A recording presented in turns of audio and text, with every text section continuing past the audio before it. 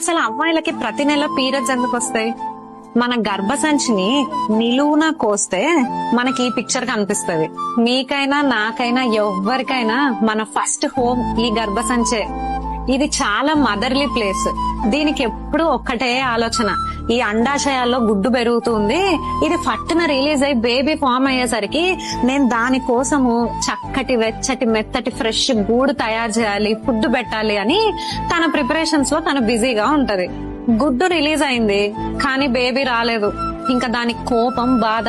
నేను ఇంత కష్టపడి ప్రేమతో అంతా రెడీ చేస్తే నువ్వు ఆ ఎగ్ ని వేస్ట్ చేసేసావు అని ఫ్రస్ట్రేషన్ తో ఏ పొరతో అయితే గూడు కట్టి ఫుడ్ పెట్టడానికి రెడీ చేసిందో దాన్ని అంతా బయటికి తోసేస్తది.